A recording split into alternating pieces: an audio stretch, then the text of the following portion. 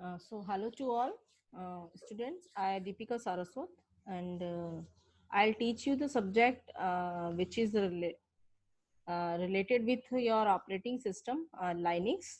So the subject name is known as Linux Lab, and in this subject we'll totally relate with the practical approach about the Linux.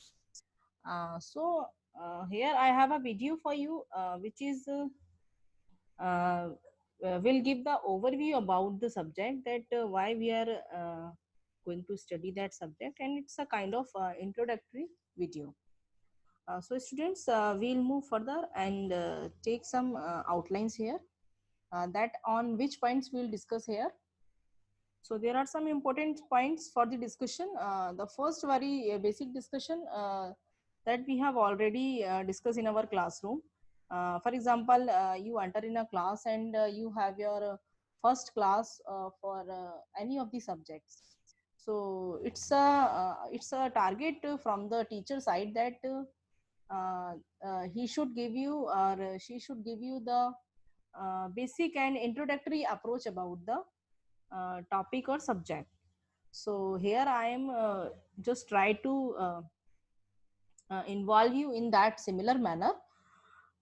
So first we'll discuss about some introduction about the subject, that what is Linux, because this is very new subject for you. And it may be that you have earlier discussed about in some your internship or any workshop kind of things, but it may be very much new for some students also. Now the next thing that we'll discuss here, that objectives of the term Linux.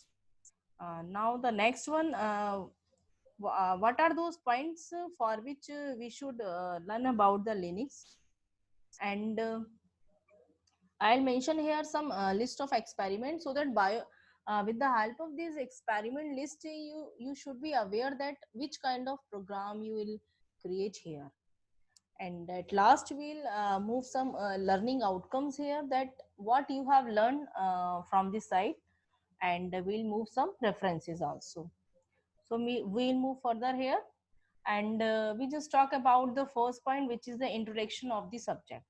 So students, we have taken we can discuss here that the subject name is Linux Lab, so that subject is totally related with the programming approach. Now the first question is that what is Linux? So is this Linux is a kind of language, or is this a kind of any program? So it's not any of these things. It's only a kind of operating system. As students, you all are very much familiar about only one single operating system on your desktop, which is known as Windows, and you all are very much friendly with this working approach of the Windows. But here we have a different approach here, and its name is the Linux. So Linux is a kind of community of the open source Unix, and it's like a operating system that are based on the Linux kernel. So students, you have seen there are so many different terms here, just like open source, just like Unix and Linux kernel. So what are those things? Because I am mentioning here these all are things, and I am saying you that this is a combination of Linux. So first of all, we should know about these terms, that what the mean of open source, what is the Unix, and what can be the Linux kernel. So I'm trying to discuss about these points. So first of all, I'm just starting with the term open source. What it mean open source? So your answer should be the open source. It means whenever the system call is going to write in a operating system, as you all have discussed about the topic operating system, and you all are very much familiar about the term system calls. System calls are those things which are totally responsible, that whenever any program will be execute with the help of which function and which kinds of libraries. So with the help of these system calls, we'll able to create all kinds of different tasks in an operating system. So whenever there any kinds of system call is going to write in a program, so that system call is not very much known to the user, that what is the actually code of the system call and what is the actually inbuilt program in a system call. Whenever any user is going to any user want to see that what are the coding behind the Linux software, so it always use the term system calls here. That system call is totally related with the word kernel. So what is kernel here, we'll see. Kernel is a part of those part of the program, and this is the program is which is directly related with the hardware of the system. So that program, or we can say that kinds of system call which is directly intermediate with the hardware, that is known as the kernel.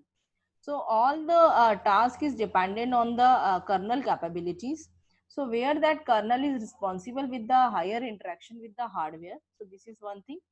Now the second thing, that why we call that Linux is open source, because all the kernels that are written in for a Linux system, that all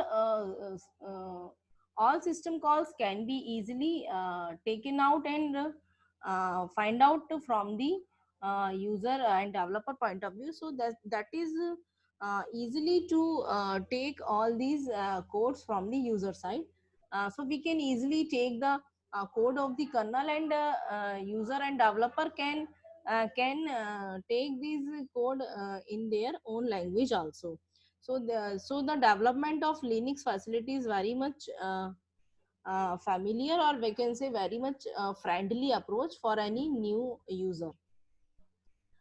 The one more important point that we have discussed here, which is the Unix. So Unix is also a kind of operating system for the Linux. So before the discussion of the Linux, first we will understand what is Unix. So you students, Unix is also a kind of operating system, but it's a operating system which is totally machine dependent. It means it's a totally depend on the command based, and it's not a very much graphical approach provider. And whenever any developer want to take the record about the machine, or about the memories, or hard disk, or the file system, or the directory, so that time the Unix is very much beneficial operating system. And but the one more drawback with the Unix was that it's a totally command based system, just like disk operating system DOS. So to go some further improvements, it's a implementation of Linux operating system. So here we learn with the Linux operating system with a graphical approach. So we can say Linux is a GUI based system. So this is all about the Linux. Now if we further move with the objective, that why we are preferring Linux more. So the only one objective is that is very much secure. So we can say the main goal to study this subject is only provide some higher security environment than other operating system. Because of that why it is so much secure, that we'll understand when we work with the Linux environment. Because one more thing that I want to tell, that Linux environment is totally depend on the administrator side, or whenever we work on the administrator side, and it's also provide a server kind approach, server and client approach also. So whenever we want to work this environment, it's very much easy to us to provide and to maintain all these things. So this is the very much important points behind this, that it's provide the higher security environment. Now there are some points that I have also mentioned here, and these are those reasons, only because of these reasons we should learn about the Linux environments. So first, as I have already discussed, that it's provide a higher security environment, and it's a high stability. Stability, it means it's not um not leak our data, and it's always provide the higher foundation with our security of the data. So it's very much stable, and it's a very much easy to maintenance also. We need not take any kind of licensed version whenever we work with the Linux environments, because it's a kind of open source environments, and it's totally run on any of the hardware. It's not compulsory that we should have a proper kinds of hardware environment and hardware architecture for the Linux. And it's a free and open source, as we have already discussed that it's we should not take any kinds of licensed or purchased version just like Windows. And we can easily take the kernel and system call files for the Linux easily. It's also known as the open source system. And because it's open source, so it's very much easy to use, and anyone and any of the developers that also wants to do some further research projects in a Linux, or further uh, productivity in a Linux, so they can easily maintain, and they can easily use the Linux, and it's very much flexible with any of the user. It's The next one is it's education and support, because in a education side, if we see that it's provide very much higher security and authority points of view. This is a very much good approach, and it's provide a community support also. And because whenever we work in some MNCs, and if we take example of some organization or any companies, so there it's a very much useful environments. So it's also very much community supportive environments. So students, we have seen that there are some important points by which we can understand that why we should learn Linux. Now the one more important part of this presentation is that there are some list of experiments here, and these experiments are looking very much different, just like your C++ kinds of programming, or we can say Java programs, because we all are very much familiar about the terms in C++ and all. But these all are very much different terms, and it's a very much learning approach that you should give very much good efforts in this subject if you want to exactly learn about the subject, and if you want exactly do some kinds of projects in these subjects. So you should study this subject in very much deep manner, because one more thing that I want to say, this is totally related to the server side approach, because all the task is done with the administration.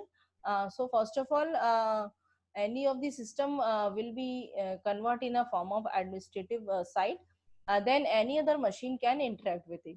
So it's also provide a server client approach also.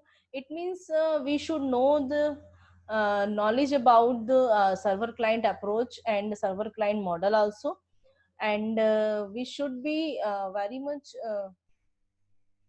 knowledgeable that how that server client approach will be create, how the server side will be create. So we'll take so many kinds of things here. So if we go further with this some list of experiments, so we can say there are some basics studies about it, and there are some basic commands of Linux and Unix. These commands are totally related with directory and files and process based commands which are run in a system. And there are some commands which also perform on some arithmetic operations also. And there are some commands which are related with file systems also. And there are some commands which perform any kinds of conditional approach also. There are some pipeline commands which perform our task in a pipelining manner. And after the completion of these commands, we'll move some shell commands through the vi editor. It's a kind of editor by which we'll perform all these tasks for the programming. So for the programming purpose, we'll move with this editor, and that editor will also run some program which is known as shell script. So we'll also write the program of shell script, the syntax and the manner to write the program is very much different from the C and C++. But we can say it's a very much similar concepts than the C or C++, that but the syntaxes are different. So we can say semantic is similar, but the syntax are the difference. So here we'll write some shell programming approach also. So there are two approach. First, we should work on the command based system. Second, we should work on the shell script based system. And next, we'll do some installation about these servers. These servers known as Samba server, Apache server, and Tomcat. And we'll do this. And because this is a server side system, so we should know knowledge about some DNS, which is domain name server. So we'll also implement this, and some services also, and we'll take some studies about some security point of view. So here we are using some firewalls also and some proxy servers also. So we can say that there are different variety of the tasks that we'll do here. First, we'll do some basic task which is related with the system, simple task, command based task. Then we'll move to the programming based task, and then we'll move to the server based task. So we can say in with the help of this single system, we can move and we can learn different kinds of programming and capability here. So I think students, about up to here, you will understand that what is this subject basically. There are some learning outcomes if we talk about. So the learning outcomes can be that system is work on a command line. So it's provide a command line environments also. And because it's work with the file also, so it's work on the file system. It's also work with some shell scripting approach also, and it's also perform some administrative task also in a form of client server environment. So there are so many different approach we learn here. And I'm sure that if you create any kind of interest in you, that you should learn about those different things in very much good manner. So I think it will be very much beneficial for you, and it will give a great enjoy to you at the learning time. So students, these are some references points and some textbooks. There are different textbooks here that we'll use. If you want to use some textbooks here, so you can also move to the Forozen, and second you will just find to the Sumitab Das. So this is very much easy books that you can understand. And one more important book, that is Venkatesh Murthy. So reference number 1, 2, and 3. These three books are very much easy book and easy language book. So you will understand this easily. So here I have taken some responses, references about some book which have mentioned here. So students, at last I just want to say only one thing, that in this subject we'll try to learn so many things, and I make sure that you will enjoy the task whenever you want to do the things. So because every in our every lecture, every class, we'll try to do our task in a practical approach also. So practically, first of all, we'll do some small discussion about the topic, then we'll move to the practical approach. So this will be very much interactive session between you and me. So I hope you will understand about the introductory note of the Linux. So thank you so much.